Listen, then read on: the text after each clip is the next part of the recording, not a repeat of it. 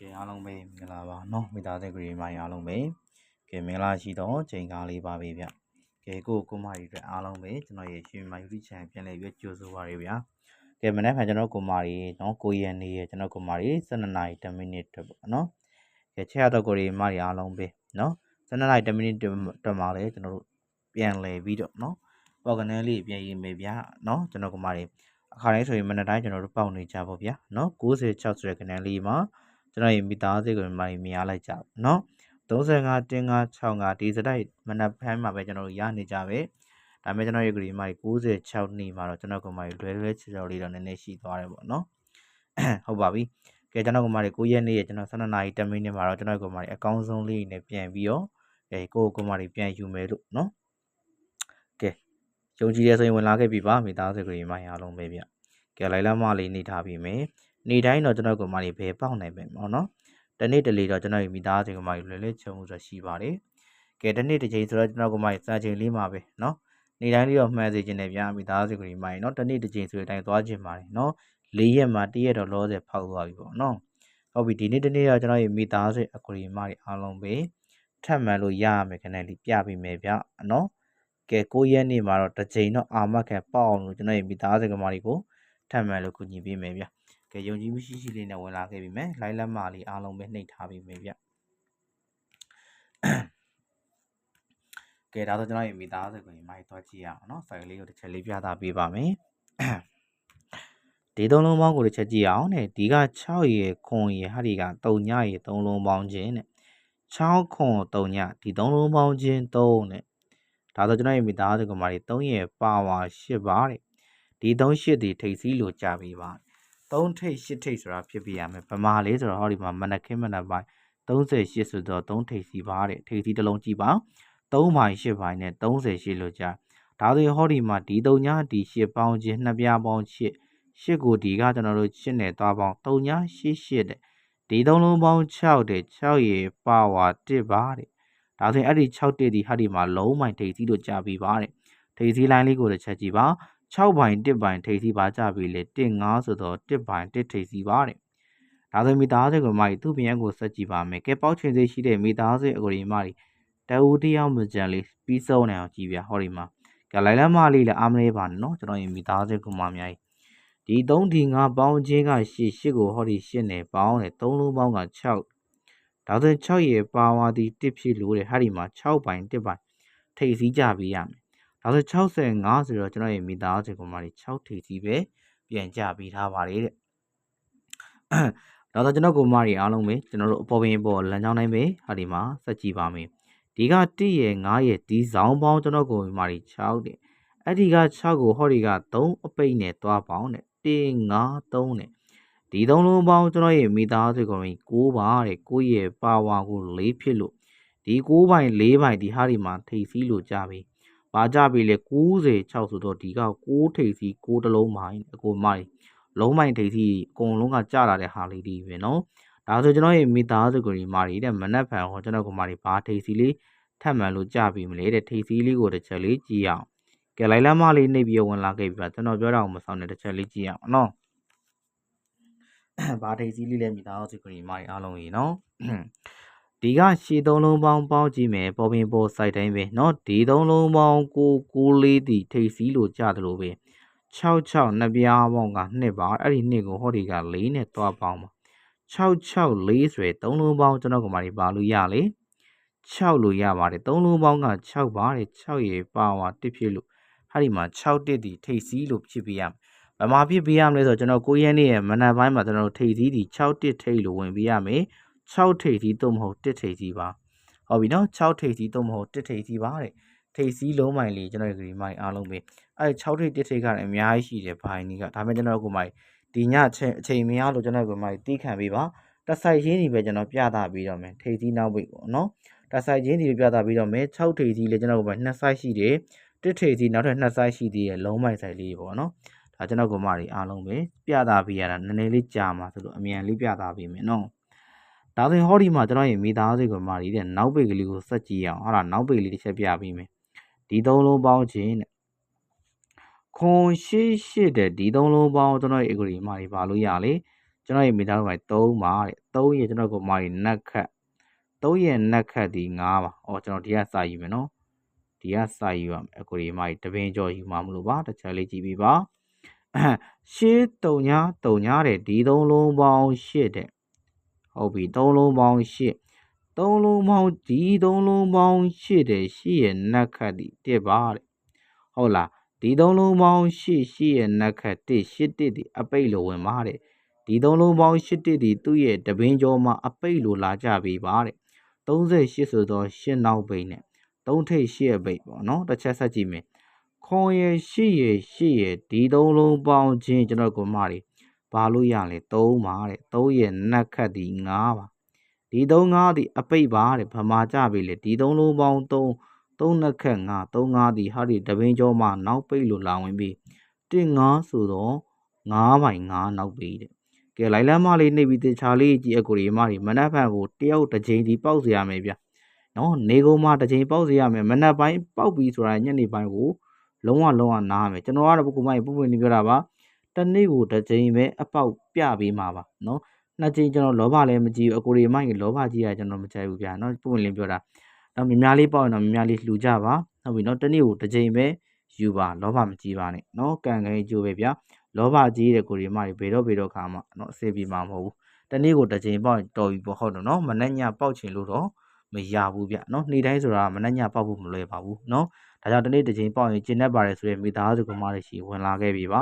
ဟာဒီမှာဆက်ကြည့်အောင်ရှေးခွန်ရှေ့တဲ့ဒီ3လုံးပေါင်း3နဲ့3ရဲ့နက်ခတ်ဒီ9ပါတဲ့3 9ဒီအပိတ်ပါဒီ3လုံးပေါင်း3နက်ခတ်9 3 9ပိတ်ဒီတပင်ကျော်မှာနောက်ပိတ်လို့လာဝင်ပေးပါ65ဆိုတော့9နောက်ပိတ်တဲ့ဒါဆိုရင်ဟောဒီမှာဆိုရင်မိသားစုကလေးမှာဆက်ကြည့်အောင်9 8 3တဲ့3လုံးပေါင်း9ရဲ့8ရဲ့3ရဲ့ဒီ3လုံးပေါင်း6ဒါဆို6ရဲ့နက်ခတ်ဒီက9ပါတဲ့အဲ့ဒီ6 9ကအပိတ်ပါတဲ့6 9အပိတ်နဲ့ပါကြလေ96ဆိုတော့6နောက်ပိတ်ပါတဲ့ဟုတ်ပြီဒါတော့ဒီမှာဆက်ကြည့်အောင်ကျွန်တော်ရဲ့ကိုဒီမှာဒီ3လုံးပေါင်း6ရဲ့နက်ခတ်9 6 9အပိတ်ဒီတဲ့တပင်းကျော်မှာလာကြပြီ96ဆိုတော့6နောက်ပိတ်ဒါဆိုဆက်ကြည့်အောင်ကျွန်တော်ရဲ့မိသားစုကိုဒီမှာအားလုံးပဲ954ဒီ3လုံးပေါင်းခြင်းဟဲ့လား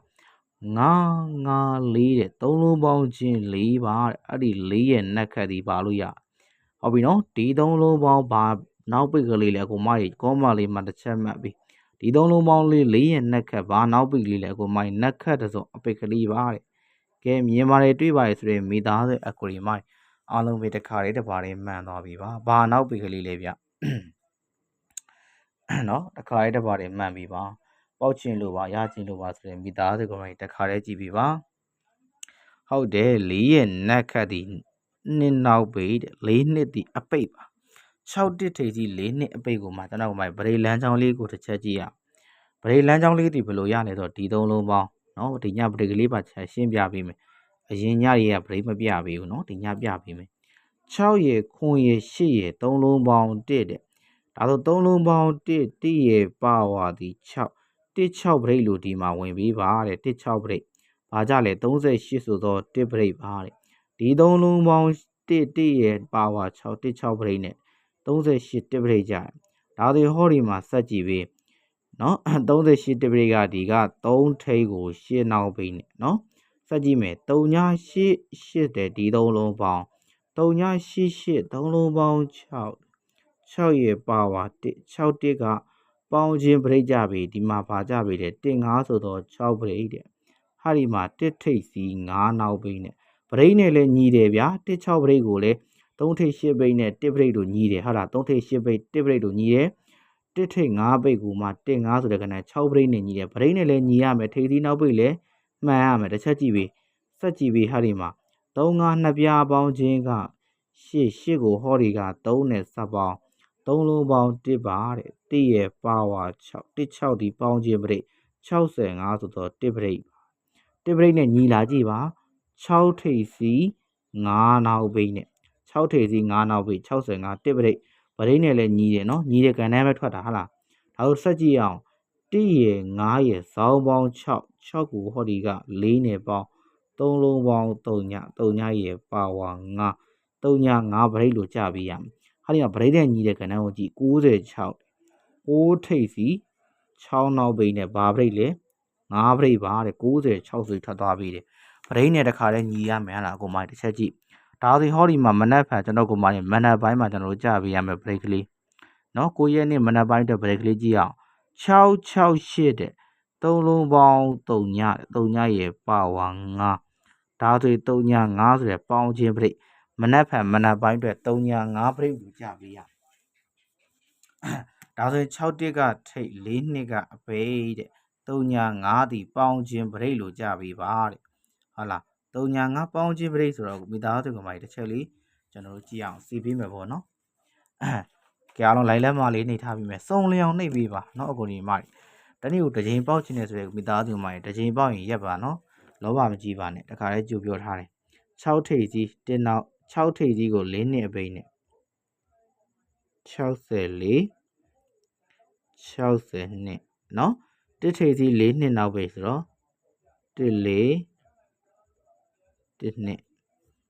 ဟုတ်လား14 1နှစ်ကိုမှအဲ့ရန်မဲ့ကဏ္ဍလေးလာမယ်เนาะရန်မဲ့ကဏ္ဍလေးဒူဩကဏ္ဍလေးလာမယ်ဒါဒီအောက်မှာရေးပေးတဲ့ကဏ္ဍဒူဩကဏ္ဍလေးတစ်ချက်ကြည့်94 90နှစ်ဒူဩကဏ္ဍလာပါပြီ19ဒါကရန်ကဏ္ဍလေးပါရန်မဲ့ကဏ္ဍလေးဟာ94 နှစ်19เนาะအမိန်ကဏ္ဍလေးက64နဲ့14ဒါကမိန်တင်ကစားပေးပါ64နဲ့14မိန်တင်ကစား3ည9ဗရိတ်နဲ့ညီဆုံးသောကဏ္ဍမနက်ဖြန်မှာဗရိတ်ချုပ်မယ်ဆိုတဲ့ကမိုင်း3ည9ဗရိတ်ချုပ်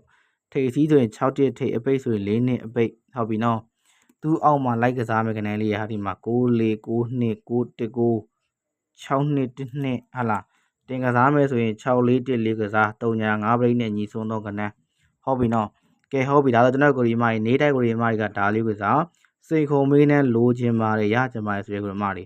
အကျွေးကြီးပေါက်ကဏ္ဍလေးလိုချင်ပါတယ်ဆိုတဲ့ကိုရီမာတွေကမနက်ဖြန်မှာတနေ့ကုန်မှာတစ်ချိန်မဖြစ်မနေထွက်ပေးရမယ်စိတ်ခုံမေးနဲ့လိုချင်ပါတယ်ဆိုတဲ့ကိုရီမာတွေအားလုံးပဲအကျွေးကြီးအော်ထိုးမယ်ဆိုရင်ကျွန်တော်ခုချပြပေးထားတယ်4နှစ်6 893 518ဆိုတဲ့ရိုးဖုံးမစီလေးရပြီးတော့အကိုရီမာတွေအားလုံးကဟိုင်းပြီနော်ပေါင်းရင်လှူနိုင်ပါတယ်တန်းနိုင်ပါတယ်ဆိုအကျွေးကြီးကျွန်တော်တို့ကျင်းနေပါပြီဆိုတဲ့ကိုရီမာတွေအားလုံးကကျွန်တော်4နှစ်6 893 518ဆိုတဲ့ရိုးဖုံးမစီလေးဟိုင်းမှာမနက်ဖြန်မှာထွက်ရမယ့်စိတ်ခုံမိကနန်းကိုအကျွေးကြီးတကယ်အော်ထိုးနိုင်တဲ့ဆရာကြီးเนาะကျွန်တော်ဆရာအတွက်လေအစီအပီလောက်ထည့်ထိုးပေးနိုင်ပါတယ်ဆိုတဲ့မိသားစုအကိုရီမာတွေအားလုံးပဲ4နှစ်6 893 518ဆိုတဲ့ရိုးဖုံးမစီလေးရပဲကျွန်တော်ရဲ့မိသားစုမိုင်းဟိုင်းပေးပါဟုတ်ပြီနော်ကဲများလေးပေါင်းရင်များလေးလှူနိုင်ပါတယ်အကျွေးကြီးတကယ်အိုးထိုးမယ်ဆိုတဲ့မိသားစုကိုဒီမိုင်းကဲမနက်ဖြန်တနေ့ကုန်မှာစိတ်ခုံမွေးနော်ကဲလာယူမယ်ကျွန်တော်ရဲ့ကိုဒီမိုင်းအားလုံးပဲစိတ်ခုံမွေးသည်ဒီတရက်နေ့ရက်တည်းမဖြစ်မနေထွက်ပေးရမယ်စိတ်ခုံမွေးကနန်းဖြစ်ပါတယ်ဒီတရက်နေ့ထွက်ပေးစိတ်ခုံမွေးကနန်းကျွန်တော်ကမိုင်းမွေးကနန်းမွေးပတ်တီကို4နှစ်6 893 518ကိုကျွန်တော်ရဲ့မိသားစုကမှများဟိုင်းဆိုရစာလေးတူတယောက်မကြံလေးပို့ထားပေးမယ်မနက်ဖြန်မှာကျွန်တော်ကမိုင်းနေ့တိုင်းတည်းပေါက်ရမပေါက်လို့ရှိရင်ကျွန်တော်ကမှစိတ်ကုံမကနေပေါက်ပါလိမ့်မယ်မနှက်ညကျွန်တော်ကမှတစ်ချိန်ထွက်ပါလိမ့်မယ်ဥပမာများမရသေးဘူးဆိုတဲ့ကိုမှတွေကလိုချင်ပါရချင်ပါဆိုရင်4နှစ်6 893 518ဆိုတဲ့ရိုးဖုံးမက်ဆေ့ကပဲကျွန်တော်ရဲ့မိသားစုမှဟိုင်းပြပါဗျ